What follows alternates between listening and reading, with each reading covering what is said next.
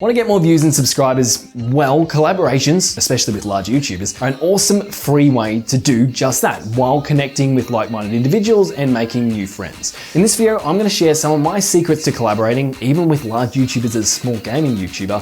So let's get stuck into it.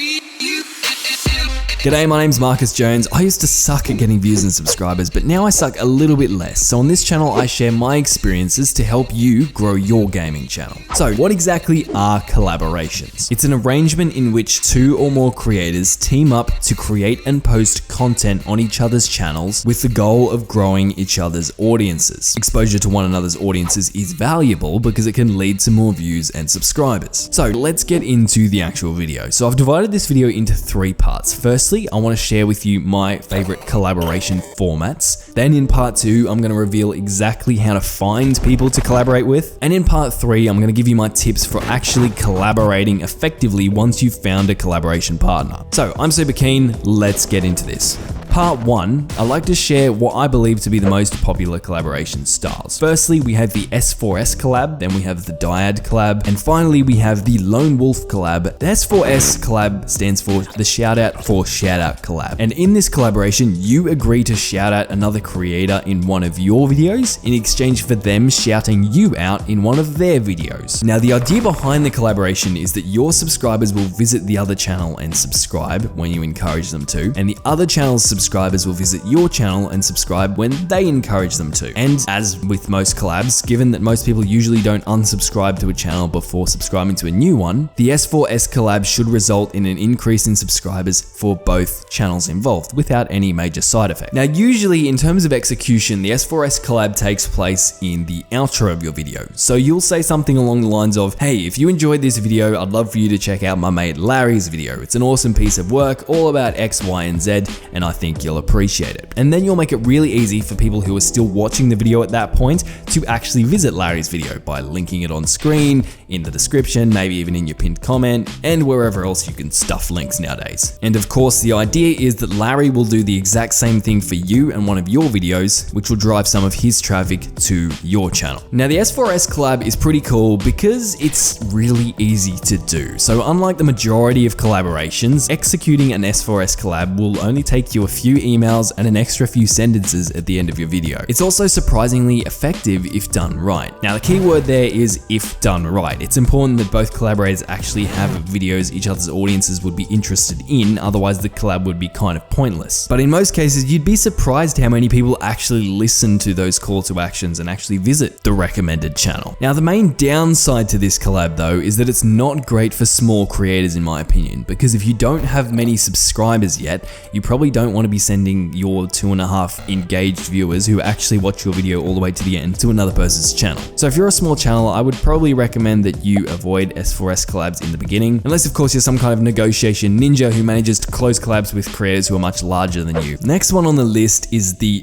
Dyad collab. Now, the word dyad means something that consists of 2 parts or 2 elements, and the Dyad collab has been named as such because it usually consists of 2 videos and 2 creators. Basically, in a Dyad collab, you'll usually team up with another YouTuber to create 2 videos, one of which will be posted on your channel, the other of which will be posted on their channel. Now, in both videos, each creator will make a point of promoting the other person's video, which results in traffic being sent back and forth between both channels and both channels getting more subscribers. The Dyad collab is probably the most common form of collab amongst gaming YouTubers because it's also a great way to connect and create content with like-minded people. Some of my personal fondest YouTube memories were created while I was working on Dyad collabs with awesome YouTubers. It's also a great way to learn new skills and techniques because often when you're collaborating this directly with another person who is probably facing or has faced the same challenges as you in terms of YouTube in general, you'll find every now and again there'll be some very helpful tips, tricks, and advice that will benefit you for a long time to come. The Dyad collab is also cool because it's easier to convince people to go check out the other video on the other person's channel. See, because you guys are creating your two videos together, generally meaning that you both appear in both videos, your collaboration partner's audience are going to be more likely to come and check out the video on your channel because your collaboration partner actually appears in it. The opposite is also true in that the dyad collab is a great way to get exposure organically and position yourself in front of new people without them needing to visit your channel. So unlike the S4S collab in which you're relying on viewers to take the word of your collab partner and visit your channel, in a dyad collab you'll usually make some sort of appearance in the video that is posted on your collab partner's channel. So in that appearance you'll have the opportunity to prove yourself and connect with your collab partner's audience without them needing to actually visit your channel. The only main downside I've found to the dyad collab is that it usually takes a decent amount of time to actually organize and execute for obvious reasons. However, at the end of this video I'm going to be sharing with you some of my tips as to how to reach out and work effectively with collaboration partners, so if you stick around for that, this point will be much less of a deal breaker.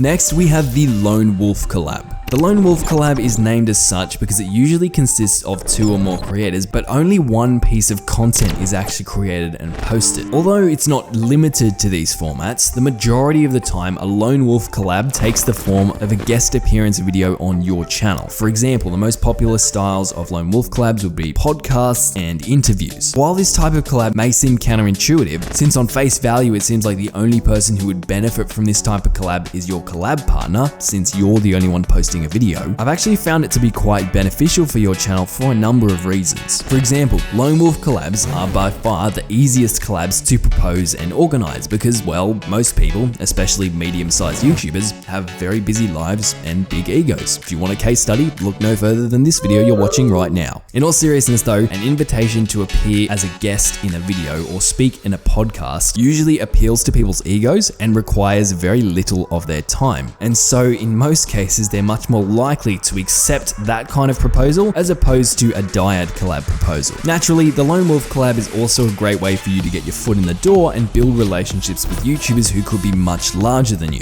As we just alluded to, on the receiving end, a Lone Wolf collab carries with it a big compliment. As people read your collab invitation, their hearts' egos will fill with fuzzy feelings of warm specialness, and the fact that you only have 3 subscribers will all of a sudden seem less important. And if they accept, you'll then have an opportunity to actually build the relationship with that person, and if you guys get on, possibly even organize a larger collab such as a dyad collab with them for a later date. Something that would never have happened if you had just tried to hit them with a dyad collab right off the bat. Now, aside from all the networking and friendship opportunities this collab presents, another more subtle benefit is that it will also improve people's perceptions of you. Now, I'm sure there's a psychological term for what I'm about to tell you, so if there are any psychologists watching this video, please feel free to share your expertise in the comments. But in marketing, we sometimes refer to it as social proof. Basically, if you collaborate with a large creator, someone who the majority of people would perceive as having some sort of importance, respectableness, trustworthiness, or even semi-fame, even if it's only a collab or a podcast, people will begin to view you as more important, respectable, trustworthy, famous, etc.,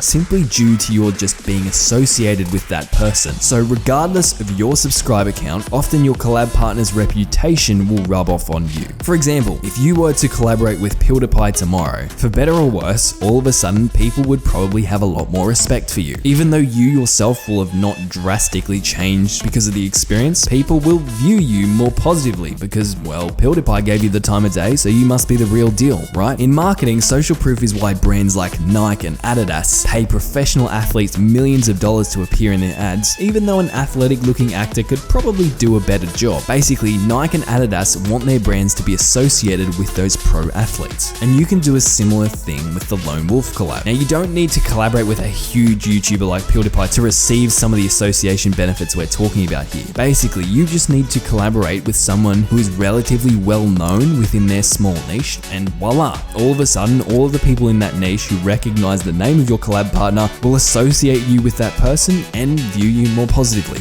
which of course makes them more likely to subscribe in the long run. Hashtag big brain plays. Okay, so between all those options, you should now have a style that works for you and your channel. Now you just need to find YouTubers to collaborate with, right? And believe it or not, that's actually a lot easier than you'd think. Firstly, in terms of who you should actually reach out to, my first piece of advice for you is to look for people who create similar or complementary content to you.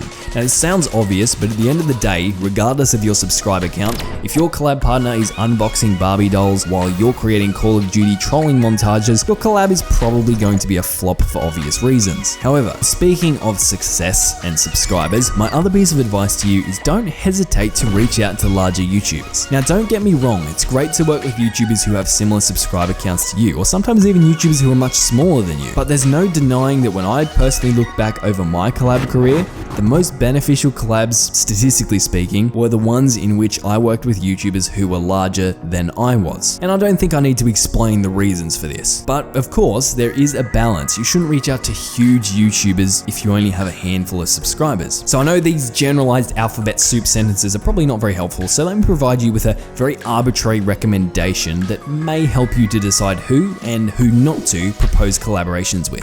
Use the 10x rule. Basically, take your subscriber count, multiply it by 10, and anyone who falls within that range and creates similar or complementary content to you is fair game. For example, if you have 100 subscribers, 10 times 100 is 1,000. So when you're looking for collabs, you should be looking for similar YouTubers with sub counts between 100 and 1,000. Simple. Now, bear in mind that although I personally usually follow the 10x rule, it's not statistically verified and there are definitely situations where it would not apply. However, I did want to give it to you because I wanted to give you something concrete and actionable to work with, and after analyzing my own past experiences, it's basically the best I can do for you, so take it or leave it. So, now that you've got a potential list of collabees, if that's even a word, it's time to actually contact them. And believe it or not, the vast majority of my successful collabs, when I found a creator I wanted to collaborate with, I reached out to them via their social media that they had linked in their description, or by the business email address, which you can usually find in the About section of their YouTube channel. Now sure, there are more advanced platforms and tools that you can utilize to find collabs, but especially if you're just getting started, I would recommend keeping it simple and just reaching out to creators via the social media or business email they've provided on their channels. Normally people have provided those social media links or business emails because they want people to reach out and contact them through those means, so you might as well comply. Now there are situations where the creator you want to collaborate with doesn't have a social media, or at least not linked in their videos or About section, and doesn't have a business email linked to their channel. In these circumstances, you can sometimes leave a comment letting them know that you want to get in touch, and then hopefully they'll get in touch with you. But unfortunately, the majority of the time I've found those channels can be a bit of a lost cause. It can be difficult, especially if they don't monitor their comment sections actively, to get in touch with them. So just bear that in mind next time you encounter one of those channels. So now, before we move on to section 3, I would like to leave you with some cheesy yet hopefully encouraging advice regarding reaching out